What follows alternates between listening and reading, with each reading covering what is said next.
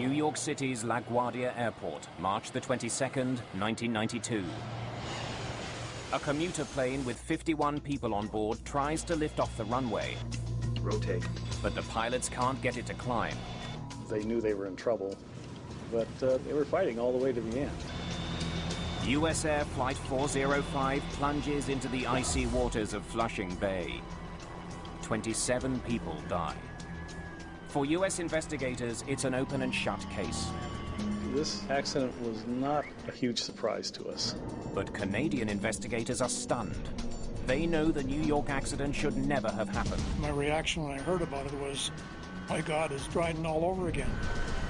3 years earlier, an exhaustive investigation into a crash at a remote northern airport had identified a killer and spelled out ways to keep it from striking again. Certainly, if they had followed the recommendations in my report, the F-28 crash at LaGuardia could have been averted. The LaGuardia accident makes one thing clear. The right people never got the warning.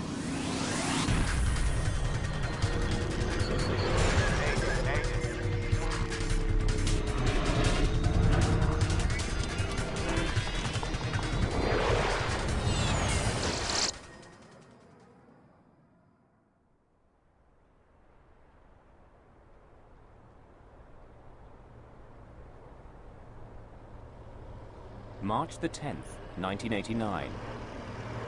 It's 11:39 a.m. at Dryden, Ontario's airport. Light snow falls as Air Ontario Flight 1363 stops in the remote northern community on its way from Thunder Bay to Winnipeg. The passengers stay on board while the plane is refueled.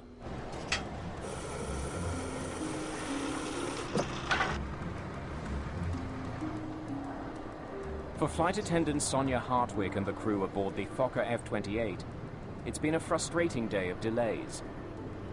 Big, fluffy, white snowflakes at this time were falling gently to the ground, and it was very, very gray. And I thought, I guess this means we're going to be delayed again. I can't see us making it to Winnipeg on time. It's Friday, the beginning of March break. Already an hour behind schedule, another delay could jeopardize the vacation plans of many of the 69 passengers and crew. There was a lot of families traveling on board with plans. Most of them were going skiing, and so they were very concerned about meeting their connections in Winnipeg. Kenora Dryden, it's Ontario 363. Ontario 363, Kenora. We've got quite a... As First Officer Keith Mills checks on weather conditions, Captain George Morwood returns from making a phone call inside the airport. It's getting worse. What's the latest? It won't clear till late afternoon. Check that.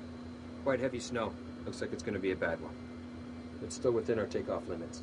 Well, that's good. We got a lot of people who want to make their connectors. Let's hope it holds. Temperatures hover around freezing. Visibility is decreasing. If the flight doesn't leave soon, it could be grounded indefinitely. Dryden is a very small city. It's a very remote part of Ontario. With a population of about 6,500, the isolated community lies halfway between Thunder Bay and Winnipeg. Harsh Canadian winters with bitter cold reaching minus 35 degrees Celsius are the norm here. It's not the place to be stranded in the middle of a snowstorm.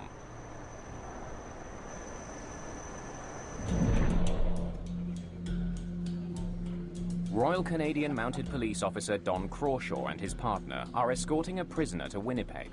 When we did a criminal check on the prisoner before we left, he came up as a violent person. So two of us have to go with him.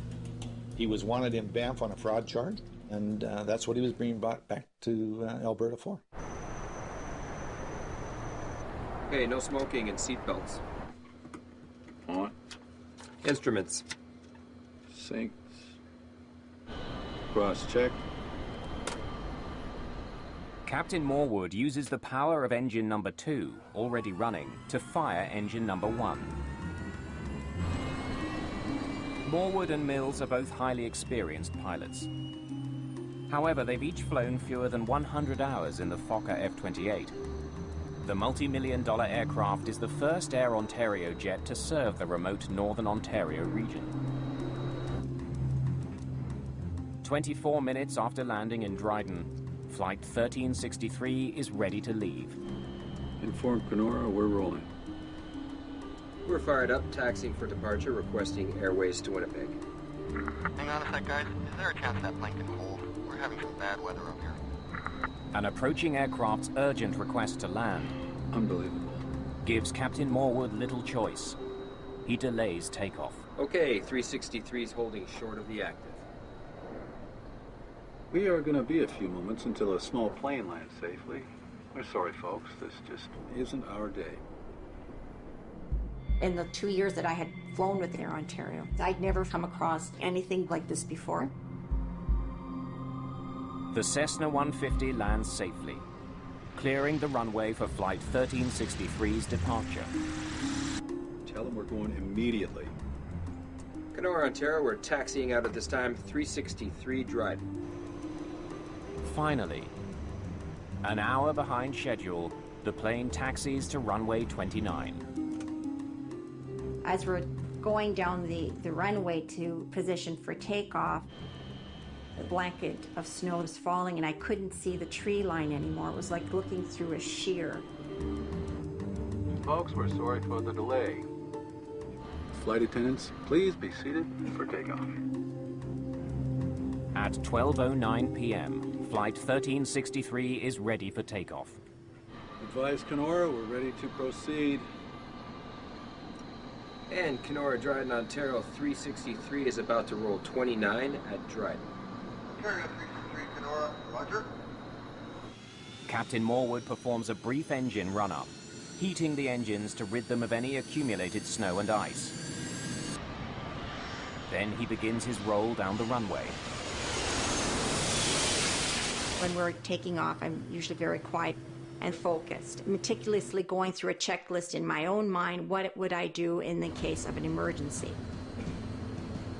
E1, The F-28 reaches its takeoff speed, rotate. 80 knots.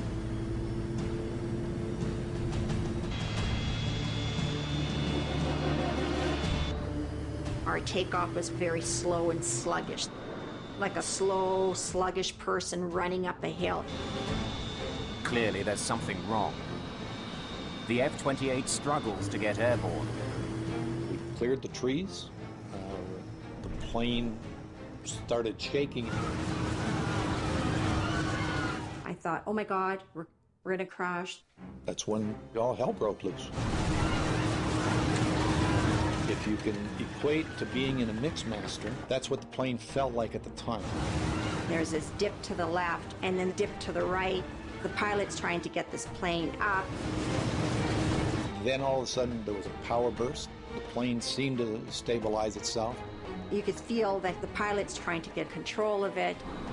But a few seconds later, it became a Mixmaster again. I yelled out, emergency, grab your ankles, get your heads down. Grab your ankles, put your heads down! And I kept yelling that, and then I assumed my brace position. You could hear people screaming and yelling. There's loud, horrible sounds. We are clearly crashing. The pilots are helpless. 49 seconds after lifting off, Air Ontario Flight 1363 crash lands in the bush, 950 meters west of runway 29.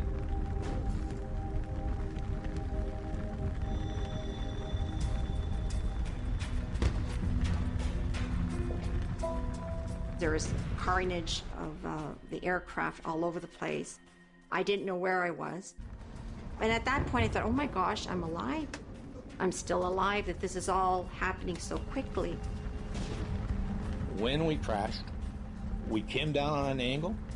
It ripped the right side of the plane open, and that's how we got out, or else we probably would have never gotten out.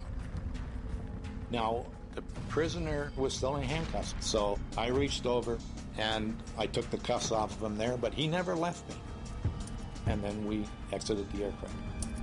There's fire all around, there's explosions. I'm thinking, oh my God, we're full of fuel. Guys, come this way. And I started yelling, come this way, for people to follow my voice. Come this way. Come on. We're gonna go Passengers this way. scramble for safety before the fire spreads. 45 people survived the accident, but 24 people do not, including Captain Morwood and First Officer Mills.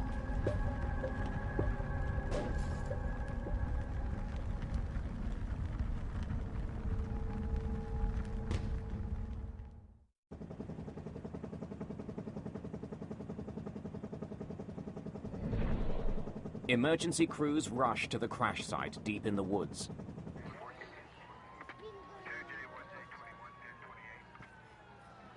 The injured are taken to hospital in Dryden.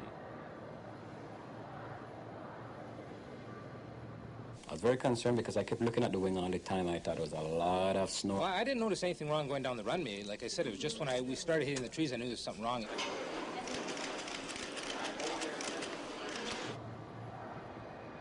Within 24 hours, a team of investigators from the Canadian Aviation Safety Board arrives at the scene.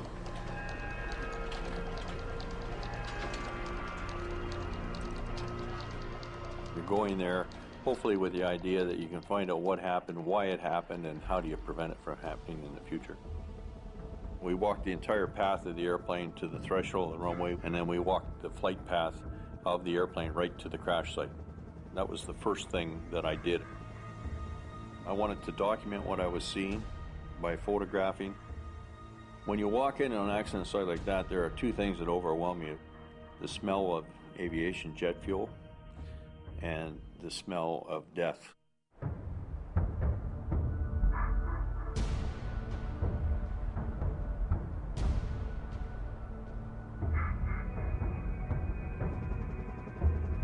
The trees just past the end of runway 29 give investigator David Rohr and his team vital clues about the F-28's failed flight. What happened was the airplane went off the end of the runway in what we would call ground effect and just stayed at that height, simply clipping the tops of the trees. Look at how these treetops have been clipped off. It didn't ever fly. You've got 24 people that died. You've got 2 pilots that died and a flight attendant that died. And they died, for the most part, trying to do their job. So you really want to do them justice, but you also have to be fair. And if there were mistakes made, mistakes have to be fixed. From the rear of the fuselage, investigators recover the F-28's 2 black boxes: the flight data recorder and the cockpit voice recorder.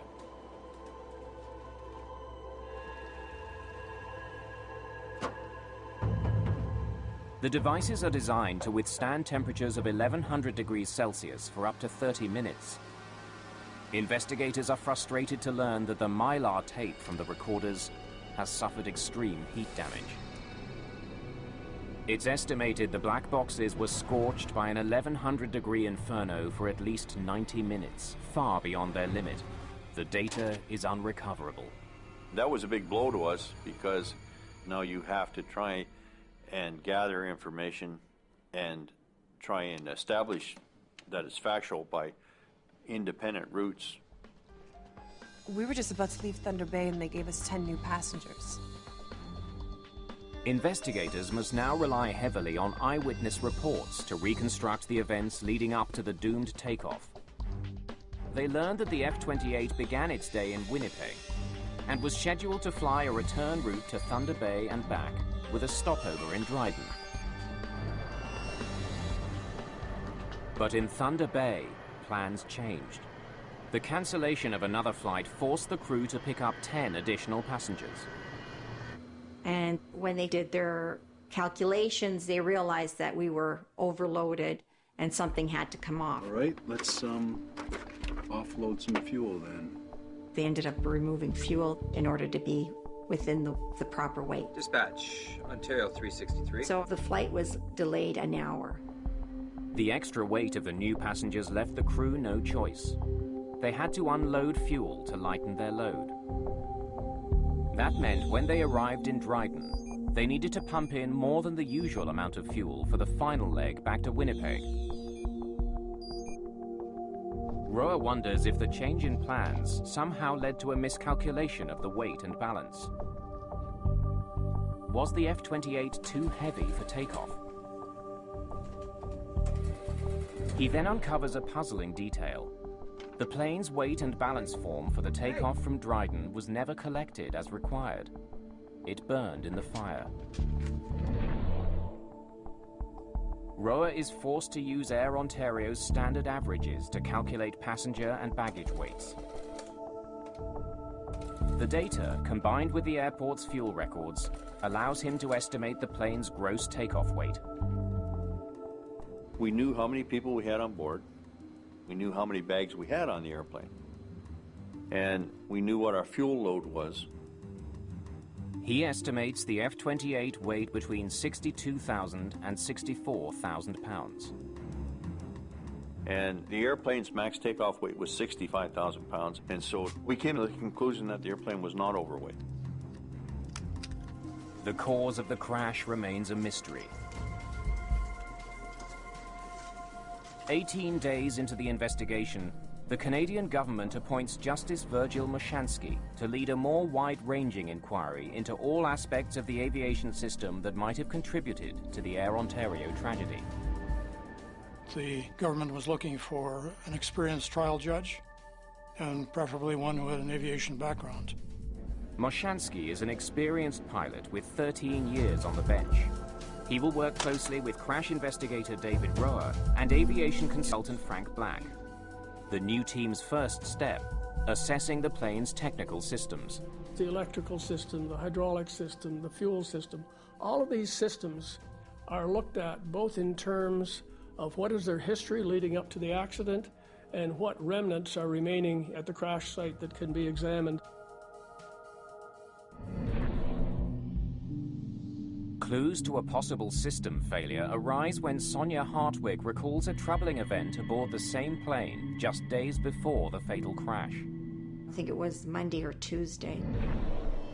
When we took off, there was this smoke that filled the aircraft, and there was this horrible smell. I thought, oh my God, we have a fire in the lab. But there was no fire in the lavatory or anywhere else in the cabin. They told us that apparently it had something to do with oil sitting in the APU system. So every takeoff that day, this would happen. The auxiliary power unit is a generator that provides the power needed to start the engines. Did burning oil in the APU somehow cause a fire and ultimately doom Flight 1363? Roa searches the week's journey log for any mention of the auxiliary power unit. He makes a surprising discovery. The APU wasn't working on the day of the crash. It couldn't possibly have caused the fire. But the inoperative power unit may still have played a role in the tragedy. Investigators learned that it forced the crew to make a risky decision in Dryden. We're onto the connectors. Let's hope it holds. Normally, the captain would rely on the APU to restart his engines after shutting them both down for refueling. But if he couldn't use his APU, he couldn't shut his engines down. That meant Flight 1363 had to be refueled with one engine still running. Captain Morwood is in a situation where he's got a hot refuel with passengers on board the aircraft. He's got to keep an engine running to refuel the airplane. Hot refueling isn't against regulations, but the risk of a fuel spill makes it potentially dangerous. In Toronto in 1973, a maintenance person was killed when an Air Canada DC-8 jet was consumed by fire during refueling. Hot refueling is not a normal practice. Could the hot refueling have caused some kind of damage to the engines?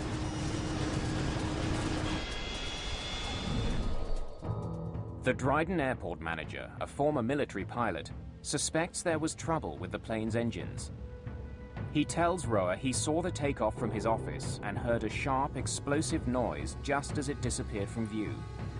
To him, it signified a flameout or engine failure.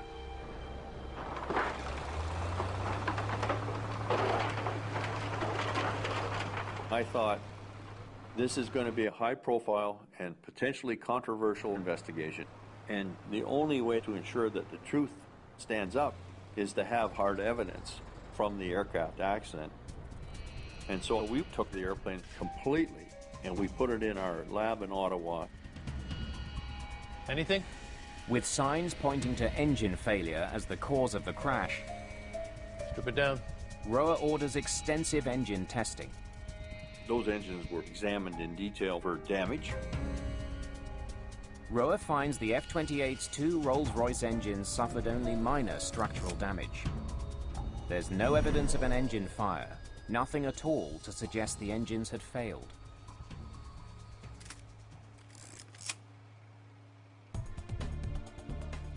With little physical evidence to explain the failed takeoff, investigators are back to square one.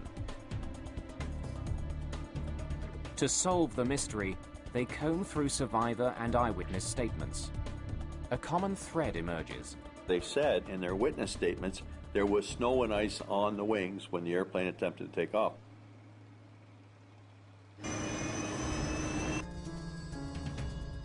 Roa studies weather charts for clues.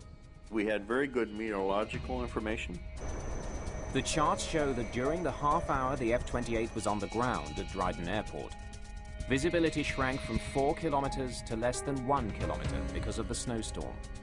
And though we may find other reasons, for sure, snow and ice on the wings was a factor in this accident. Sonia Hartwig tells investigators about an unusual sight during takeoff.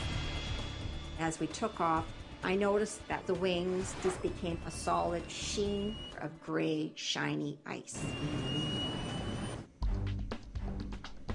Investigators consult the F-28's manuals to study its anti-icing systems. They find that only the wing's leading edges are protected. The aircraft had heated leading edges on the wings. I wonder if the anti-icing system was working. And the heat was provided by bleed air from the compressors on the engine. They found the valves that allow the compressed air access to the leading edges. And they tested the valve to see if it functioned, and it did. The anti-icing system was working. But since it only heats the leading edge, it likely didn't clear ice that formed on the surface of Flight 1363's wings. Investigators suspect that snow and ice buildup, what experts call wing contamination, may have played a major role in the crash. To verify that suspicion, Roa and his team meet with engineers from Fokker. Thanks for coming. Curious to see what you have. Jack Van Hengst, who was the chief engineer, had extensive aerodynamic studies and data on the effects of contamination on an F-28 airplane.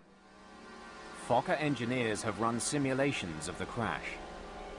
They were able to get some very good data in terms of the performance of the airplane, simulating the type of loads, temperatures, etc., that the Dryden aircraft would have been exposed to. Investigators make a crucial discovery about the design of the F-28. Because of the angle of the wings, a very small amount of ice makes the plane susceptible to stalling. They concluded that even the most minute bit of contamination on the wing would disrupt the airflow and cause a loss of lift. Well, that answers a lot of questions. The simulations support what witnesses saw. It just barely got airborne, dropping wings, losing lift, and then hitting trees, decelerating to the point where it broke up. Investigators are now certain that contaminated wings caused the crash. But what's still unclear is why the plane was not de-iced before takeoff. Almost all airports in cold climates, including Dryden, are equipped with the technology to remove ice from a plane. But Captain Morwood never requested de-icing. It's getting worse. What's the latest?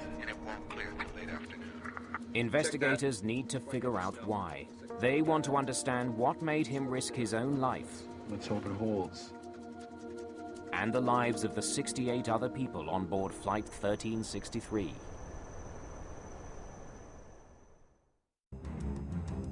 Investigators dig through Captain George Morwood's flight records and work history. They interview crew members, searching for clues to his behavior. Captain Morwood was a very professional, very old-school pilot. He had his view on how things should be done properly and what his definition of proper and professional would be. He also was very concerned about his passengers. He enjoyed making sure that they got on their flights on time and got to their destinations on time. You know, Air Ontario was a growing company. It was their first foray into jet operations. I'm sure that there were many things that Captain Morwood would have thought in his own mind, this is not how he would do it. And I'm sure at times he probably let the superiors know that. Morwood's history shows he's delayed and cancelled flights in the past because of icing concerns. Roa is stumped. Why didn't he request de-icing in Dryden? Another pilot who was at Dryden Airport that day provides part of the answer. He heard Morwood on the phone to Air Ontario. That is what I have been trying to tell you. He was very frustrated, and he was really concerned about his passengers. Morwood complained to the off-duty pilot about the company. These guys. You want to guess my weight before I left Thunder Bay? 66 and change. I had to offload fuel. Now that... Right. So now what am I supposed to do? No. You figure it out. When he left the terminal, he was observed by witnesses to appear to be very upset and very angry. Investigators wonder what set Morwood off. They try to piece together the pilot's day on March the 10th. This was the 5th day of a very long week for Captain Morwood. And he was the next day leaving with his family on a ski vacation. Before his first flight of the day, he'd learned the plane's APU still wasn't working. And then, once in Thunder Bay, more bad news. After refueling, the dispatcher forces Morwood to take on 10 extra passengers. Now he must offload fuel and lose more time. There goes the schedule. Let's, offload some fuel then. This meant Morwood would leave Thunder Bay behind schedule. Dispatch, Ontario 363. And Captain Morwood is the type of captain who didn't want to be late. Now en route to Dryden, and an hour behind schedule, the weather forecast the crew was given of light rain and fog is no longer accurate. And Captain Morwood didn't get the forecast of freezing rain coming into Dryden, which he should have had. As Flight 1363 lands in Dryden, the weather was getting worse by the minute. The plane sat there for half an hour while snow built up on the wings. I gotta talk to somebody about this. Investigators may never know how concerned Morwood was about the weather. But there is evidence that it was on his mind. When Roa questions the fueling agent, he learns that Morwood did ask about de-icing moments before takeoff. Is there de-icing available? The fueling agent says he pointed out the de-icing ground crew to Morwood. The agent then offers a compelling reason that could explain why the captain didn't de-ice. Air Ontario had a policy prohibiting him from de-icing with an engine running. The fluid can be ingested in the engines and then find its way from there to the air conditioning on the airplane and make it extremely noxious in the cabin portion of the airplane. But if Morwood had shut down both engines, he wouldn't have been able to restart his plane. Now, the only other way to start the airplane on the ground is with a ground-based air cart that can provide the compressed air. And Dryden did not have the capability to start the airplane. The equipment would have had to be flown in from Winnipeg. It would have been a costly decision. If he shut it down, he would ground the aircraft there effectively, requiring the billeting of passengers and hotels and at an expense to the airline for which he would be answerable. Right. So now what? So he was under a great deal of pressure. No. You figure it out. And I believe that the conversation on the phone would have been about that scenario and his displeasure with it. But he didn't have any other chance. It's getting worse. What's the latest? Quite heavy snow. Looks like it's going to be a bad one. It's still within our takeoff limits. Well, that's good. We got a lot of people who want to make the connectors. Let's hope it holds. Though the amount of snow on the wings was still within limits, it's what lay under the snow that doomed the flight. The fuel in a plane's wing can get as cold as -40 degrees Celsius. The frigid fuel cools the metal surface of the wing. When snow hits this supercooled surface, it freezes instantly into a barely visible layer of ice. It's a process called cold soaking. And this, of course, is what's disrupting the airflow on the wing and destroying the lifting capabilities. Tell them we're going immediately. Kenora, Ontario, we're taxiing out at this time 360. The only reason that I can possibly think of that led to his decision to execute the takeoff was the fact that he didn't consider the cold soaking phenomena and the fact that those wings could still have ice on them. Advise Kenora, we're ready to proceed. And Kenora, Dryden, Ontario. Perhaps not wanting to face the consequences of shutting down his engines, Morwood opted to take off for Winnipeg without de-icing his plane. He must have concluded that the ice would blow off on takeoff. That is where he made a mistake, a tragic mistake. But Mashansky concludes that despite his mistake, Captain Morwood is not solely responsible for the crash. It wasn't simply pilot error. There were a myriad of factors which were the cause of the accident.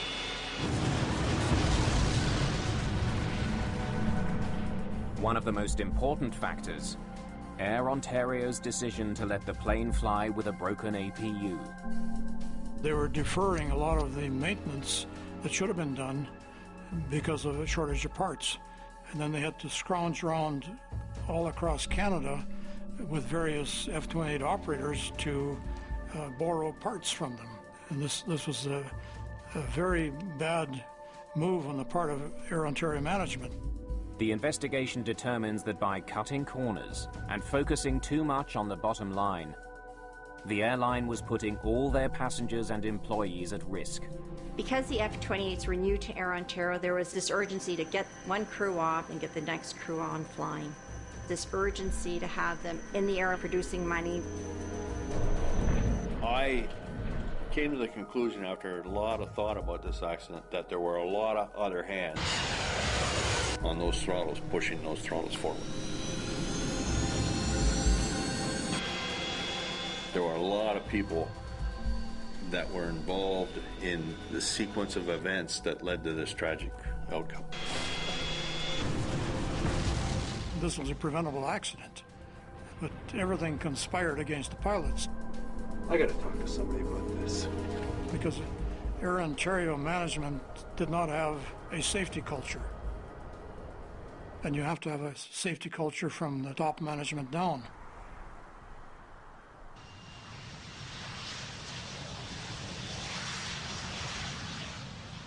Knowing there are dozens of Fokker F-28s flying around the world, Justice Mashansky takes an unusual step.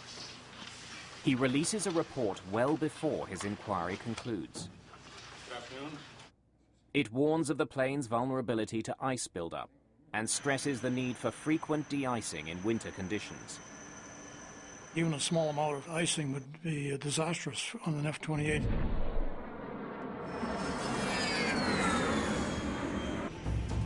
But 15 months later, it becomes clear that Mashansky's warnings have not been heard.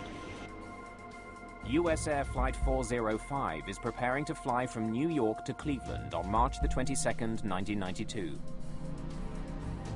The plane is a Fokker F-28, and it's snowing. It's 1 degree below freezing. At 9 p.m., the jet is being de-iced for a second time since its arrival from Florida.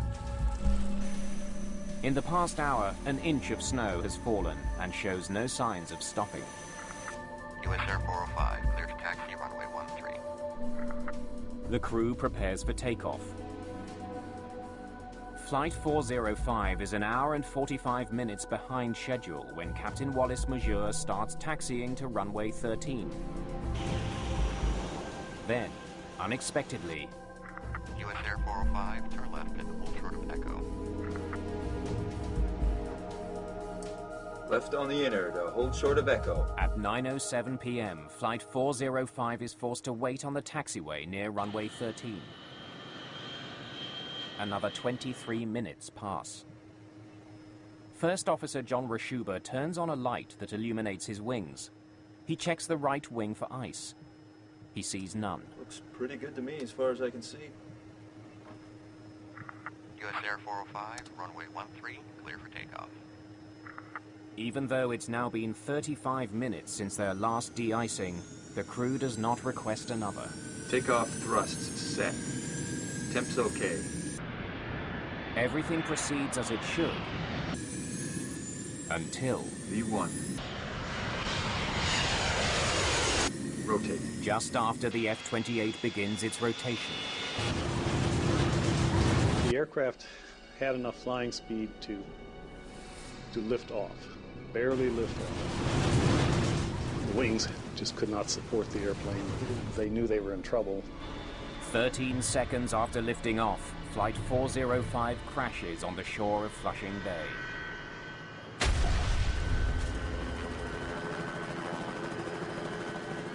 I don't think any pilot really thinks he's going to crash. They were trying to save the airplane right to the end. 27 of the 51 people on board are killed. Another Fokker F-28 has crashed, with tragic consequences. My reaction when I heard about it was, my God, it's Dryden all over again. Within days, investigator in charge Robert Benson suspects that ice on the wings was the major cause. It would be very, very difficult for either of the pilots to really detect ice on the wings, looking backwards over their shoulders through the side windows of the airplane. Looks pretty good to me as far as I can see. So the captain was faced with quite a problem. If he wanted to be de-iced a third time, he would have had to get out on the lines, taxi all the way back into the parking area, and meet up with a de-icing truck again. Takeoff thrusts. That would have put him very, very late, and it may have even caused the cancellation of the flight. After all of this work, after all of the efforts, to see it happen again was extremely frustrating.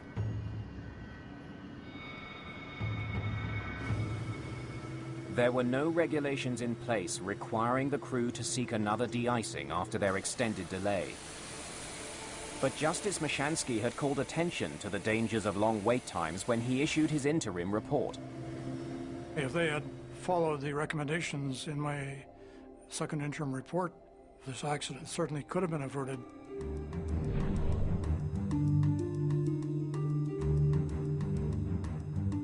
He also had drawn attention to the limitations of the de-icing fluid being used at the time. Called Type 1 fluid, it's a mixture of antifreeze and water.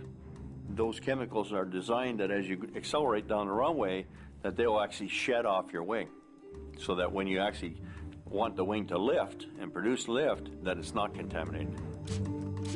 Type 1 fluid is applied hot to de-ice the plane's surfaces. But it doesn't last long. Type 1 fluid had a holdover time in their best conditions of about 15 minutes. Under poor conditions, such as freezing rain, it could be as low as 6 minutes. During the Air Ontario investigation, Mashansky's team reached a stark conclusion about the effectiveness of Type 1 fluid. Even if Captain Morwood could have de-iced his plane in Dryden, We're fired up, taxiing for departure, requesting airways to Winnipeg. it may have made no difference. Hang on a sec, guys. Is there a chance that plane can hold? We're having some bad weather up here. Unbelievable. Flight 1363 had to wait for the troubled Cessna 150 to land. By the time he waited for this 150 aircraft and pilot to land, and then they backtracked and got into position, now they're in a serious snowstorm, and they are getting contaminated. Even if Morwood had de-iced during his 30 minutes on the ground, rotate. The delay may have been enough for the fluid to stop working. The plane's wings may once again have become coated in ice.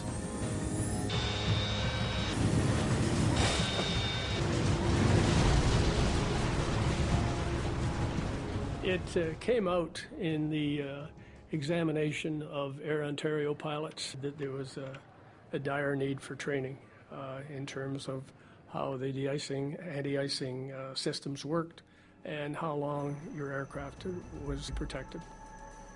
As soon as our accident occurred up in New York, we of course understood that it was a similar aircraft, in fact a nearly identical aircraft to the Dryden accident airplane. The circumstances were similar in both accidents, and the Dryden report was a tour de force, which helped us focus our investigation quite a bit. Justice Mashansky had released his interim report more than a year before the crash of Flight 405. His recommendations could have prevented it. Mashansky would soon discover that a breakdown in communication had cost the lives of 27 people in New York.